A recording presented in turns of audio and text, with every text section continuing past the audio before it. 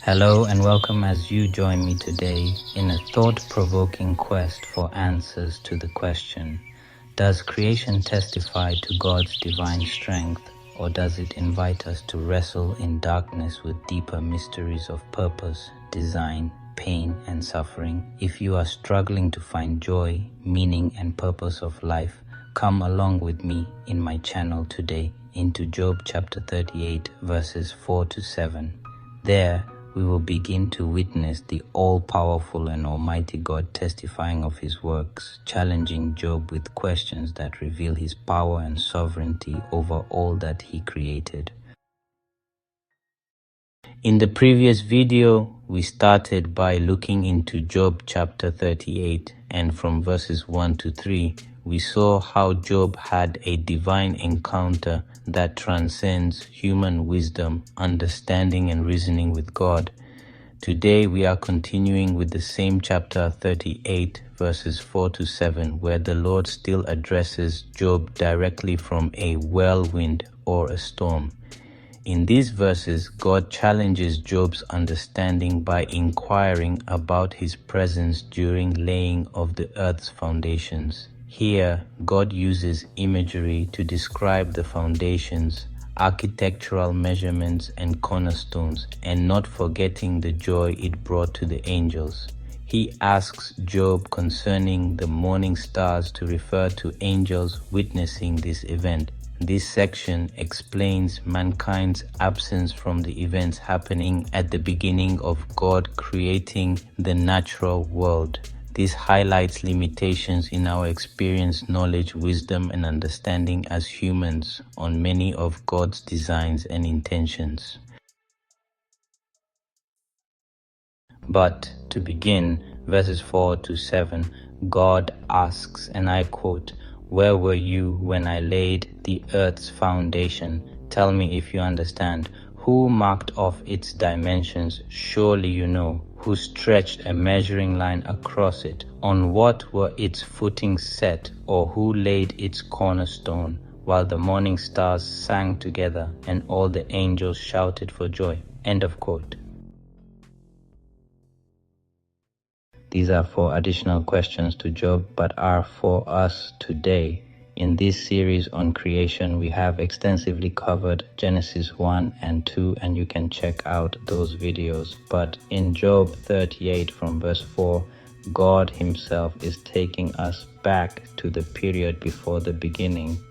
I am sure theologians and scientists have a lot to explain about this, and we can all study this further. But as we can see here, God contrasts our human limitations with his divine sovereignty, together with his loving, intentional, and harmonious predestined plans and actions for cosmic origins. Job chapter 38 verses 4 to 7 offer profound theological insights into how the natural world was divinely created. They emphasize on Almighty God's exclusive role as the architect and the ultimate mathematician of the universe. His questioning in verses 4 and 5 highlights our own human limitations. Our inadequate comprehension, understanding, and wisdom of foundational cosmic events should invite us to self-reflection, then approach our Maker in humility and awe. In verse 7, God presents a vivid description of a heavenly celebration where the morning stars sang together and all the angels shouted for joy. God is emphasizing to Job his divine sovereignty over the cosmos.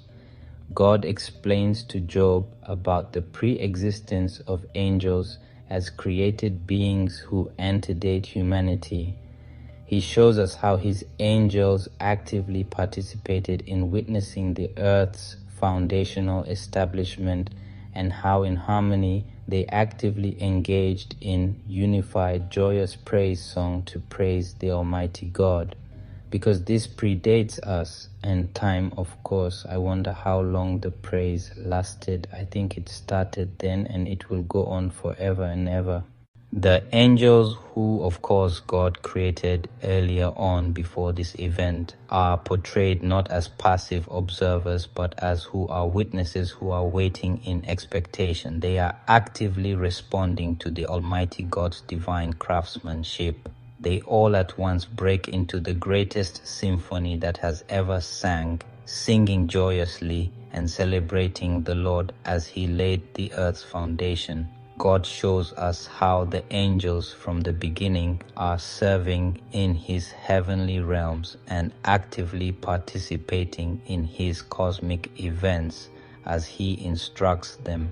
God knows the foundations of the earth and indeed the whole universe. Through Jesus Christ, it remains stable to the end of time. The foundation is firm and it will never be moved forever. Notice how God brings out the human-like emotions and actions of the angels, show us that He has a great sense of humor and joy which He has instilled into His creation. He invites us to find and experience that joy also as we enjoy His creative work. This is why we find peace or His joy whenever we observe animals both small and great, flowers, trees, the snow, the sun, the moon, stars, and everything else He created. As we reflect on these verses, 1. What specific events is God referring to in verse 4 regarding earth's creation? 2. When God asked Job to declare his understanding, how does this irony expose the limits of human knowledge? 3. How is verse 4 prompting you to personally reflect on your place in the universe? 5. When God asks who stretched the line upon the earth, how might this verse encourage appreciation of accuracy and precision in many of God's creation? 6. In verse 5, what tone is God implying by the phrase, surely you know? 7. According to verse 5 and 6, how can God's precision in measurements and laying of foundations inform our plans and decision making? In times of doubt, how can these questions from God foster trust and humility in Him? 8. In verse 7, how does the joyous celebration of the angels reflect on the goodness of what God has created? 9. In the same verse 7, how can we show gratitude and worship to God like the angels did? 10. In what ways do these verses highlight the great divide between man's understanding and God's ways? As we conclude, in Job chapter 38 verses 4 to 7, God intentionally redirects Job's attention from pain and suffering to the great, wonderful, and glorious origins of the cosmos and how the angels celebrated the moment. This passage not only reinforces the biblical portrayal of God as the sovereign creator, whose actions are marked by precision, purpose, and joy, but also ultimately invites a re-evaluation of our own small human presumptions of Him in light of His divine mystery. From today's lesson, I hope you have learned that we all need to start cultivating humility and awe of God through 1. Meditating daily on the wonders of His creation through observation of natural phenomena. 2. We can journal our reflections on human limitations at an individual level and how we can deal with them. Rather than dwelling on them, we can ask God to redirect our weaknesses for His glory, as He did for Job. 3. Actively participate in the worship of God that bring us joy and glory to God, just like the angels did and continue to do. This will deepen our faith and aligning our perspectives with the Holy Spirit's desire to counsel and teach us to take God seriously, thereby growing into His wisdom. Although we are created lower than the angels, we are all accountable to the Almighty God, our Maker. As angels have been orderly, obedient and worshipful to God, so are we called to be orderly, obedient and worshipful forever. If this study of Job 38 verses 1 to 3 has resonated with you, please like the video, share and subscribe for more biblical analysis on this series on God's majesty in creation, and share your thoughts in the comments below. Perhaps respond to one of the questions I have asked above. I will see you soon in the next video. The good Lord bless you and your family as you continue to study the scriptures in depth.